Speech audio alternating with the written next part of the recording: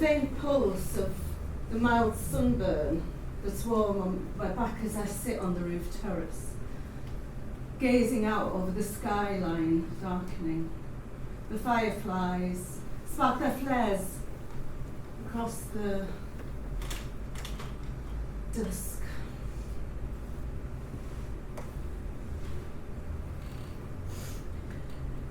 Barks and brays echo across the little village, and I can hear you humming as you're finishing showering. Something lightly classical.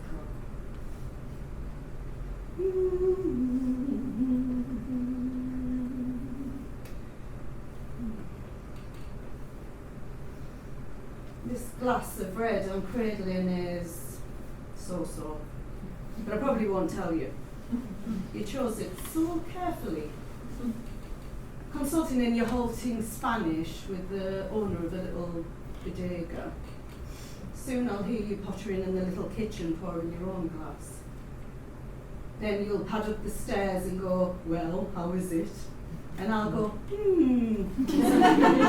positive sounding way, and you will be happy. I hold your happiness in my hand like a brittle-boned bird. It would be so easy just to close my fist.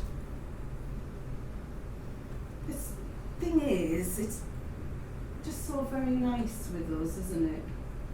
Everything in its place, ordered, neat, comfortable. We have a nice house, a nice lifestyle, a nice standard of living. And you've been making noises recently about getting a nice little place in Spain if the shares should recover a bit this year. Nice. You like nice.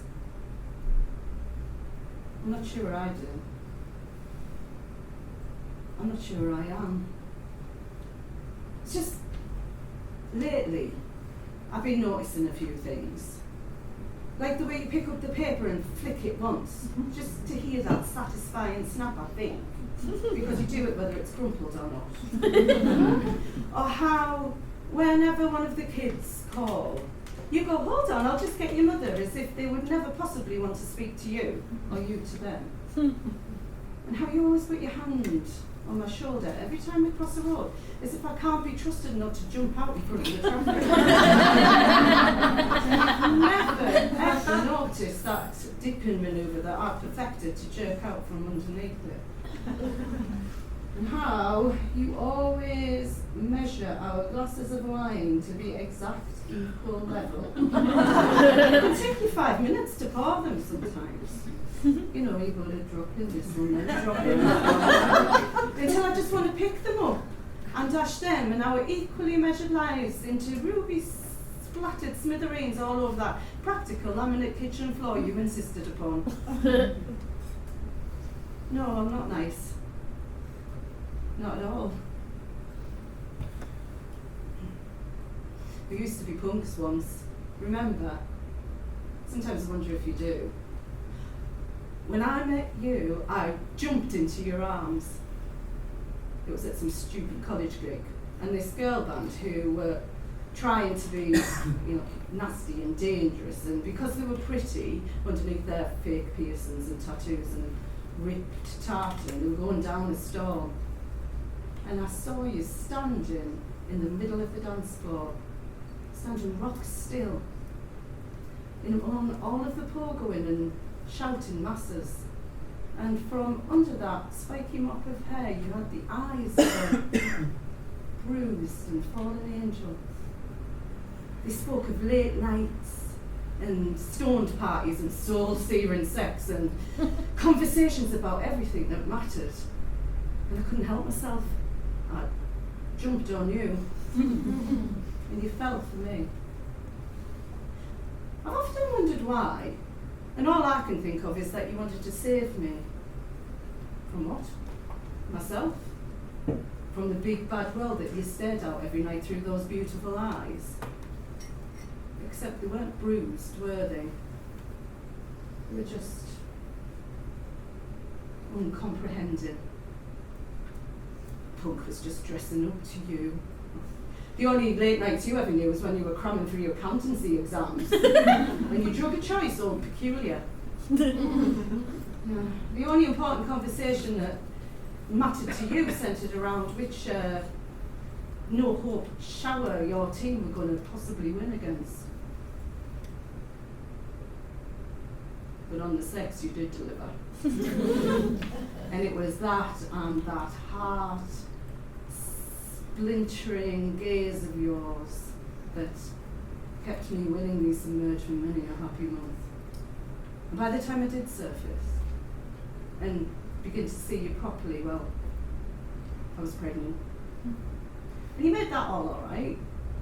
You said, don't worry, it'll be alright. And it was. It really was.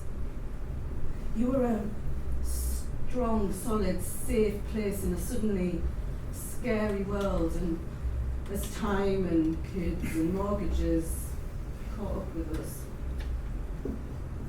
I'd just not noticed that the girl I was, the girl I used to be, had somehow drowned in this lake of an entirely other person. And what I saw as a life belt somehow became a straitjacket. Just for you.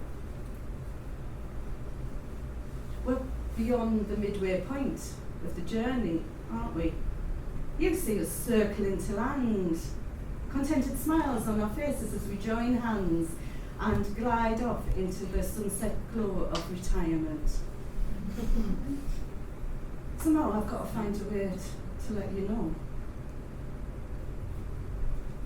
that I will not age gracefully, that I'll not go gently, that I will kick and scream and rage, and I will launch myself off a cliff edge into whatever light is left.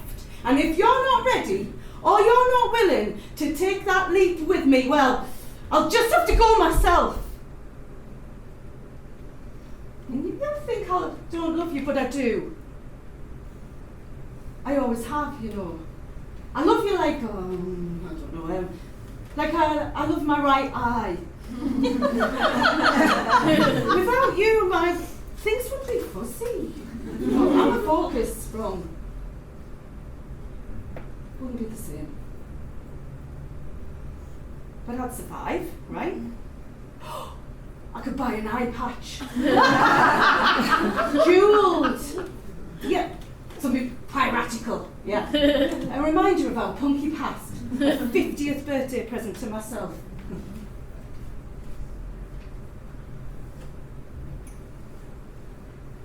I can hear you coming up the stairs. The jaw to wine, stiffen with resolve.